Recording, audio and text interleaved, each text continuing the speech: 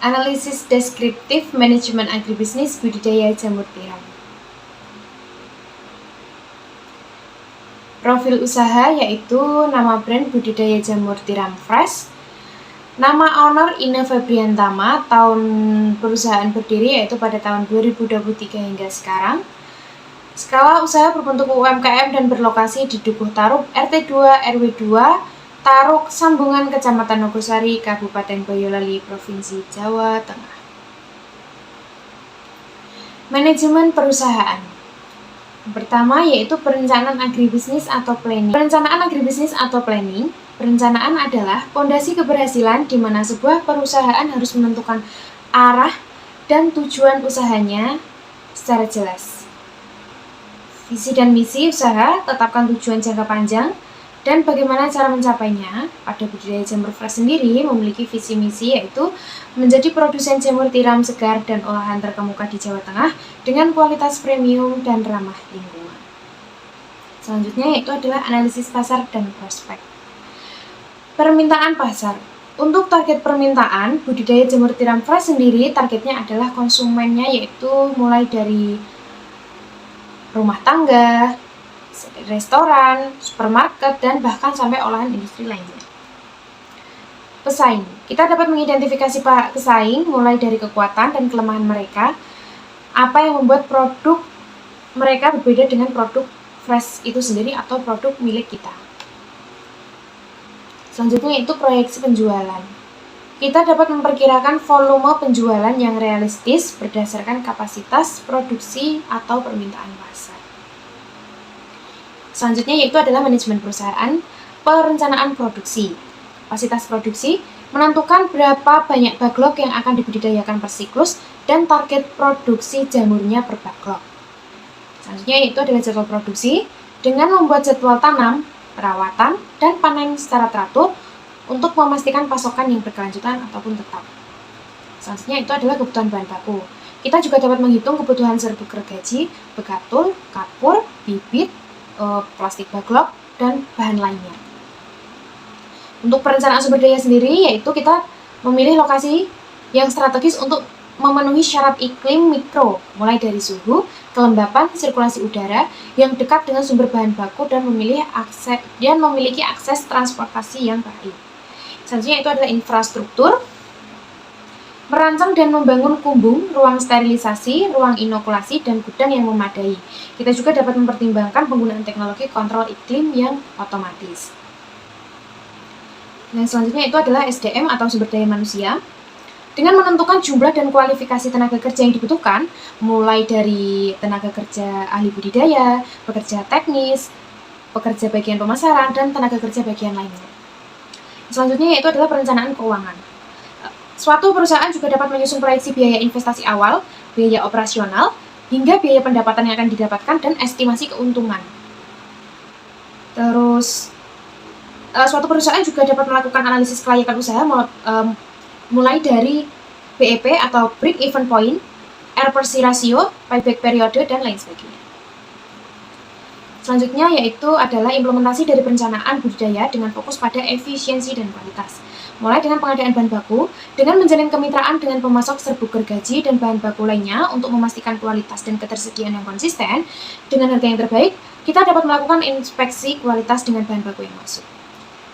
Pada pembuatan backlog, kita dapat menerapkan SOP atau standar operating procedure yang ketat untuk setiap tahapan, mulai dari pengayakan, pencampuran, pengomposan, pengisian backlog, dan sterilisasi backlog.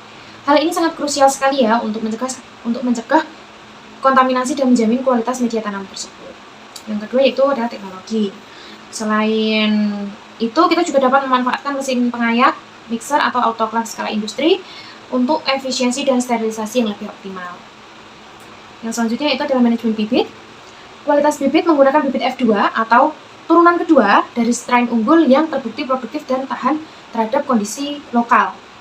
Selanjutnya itu adalah inokulasi steril, melakukan inokulasi di ruang khusus yang bersih atau menggunakan laminar airflow untuk meminimalkan risiko terkontaminasi terhadap bakteri atau virus.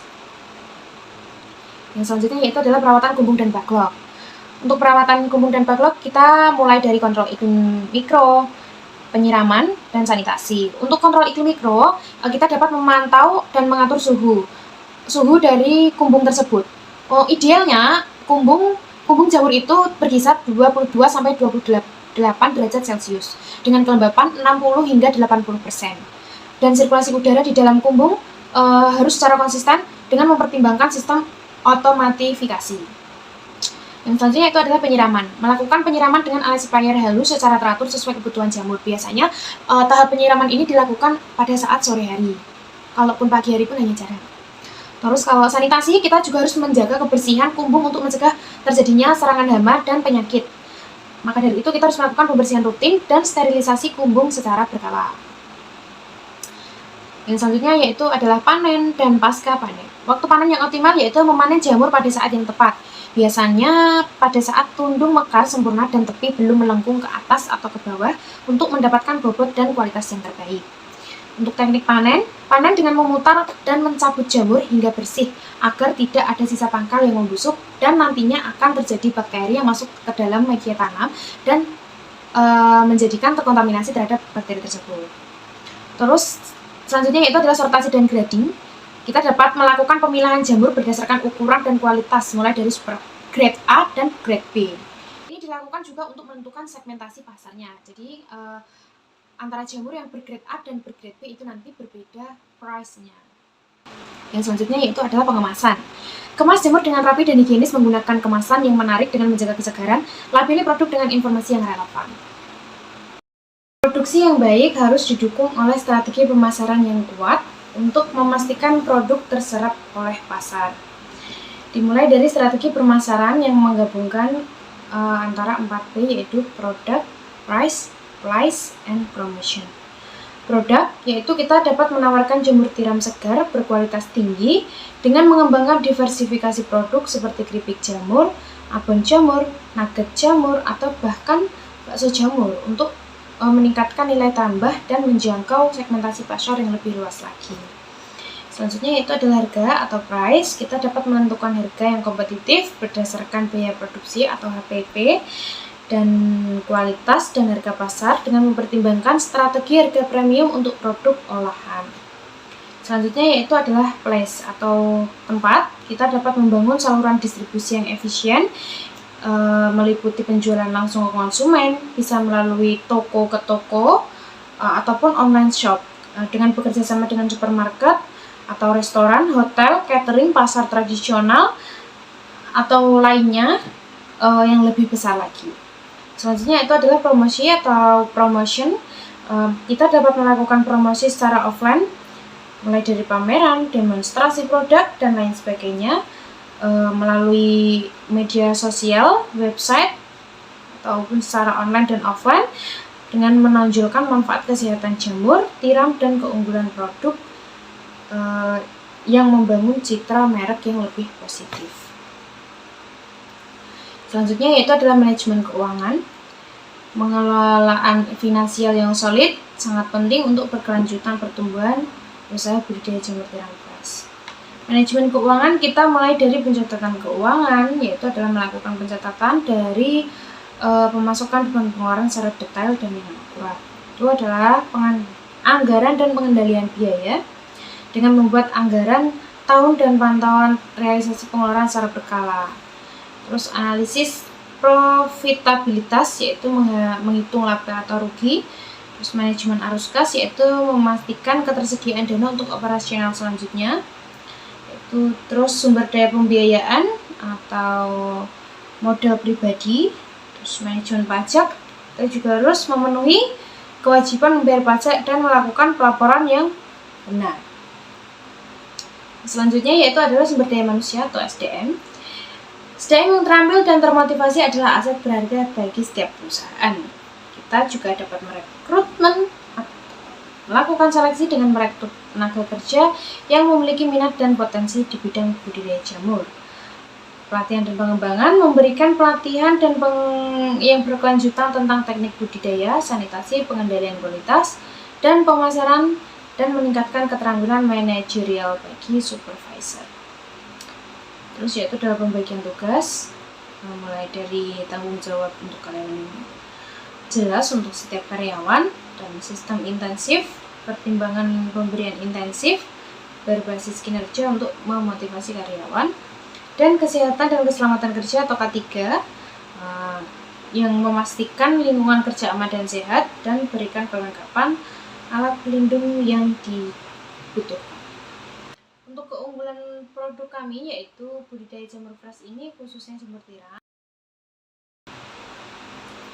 Menerapkan manajemen agribisnis dalam suatu usaha atau perusahaan pertanian seperti budidaya jamur tiram ini sendiri, kita berarti mengelola seluruh rantai nilai pertanian dari hulu ke hilir dengan prinsip-prinsip bisnis modern. Ini bukan hanya tentang bertani ataupun budidaya, tetapi ini tentang bagaimana produk pertanian diolah, dipasarkan, dan didanai secara efisien.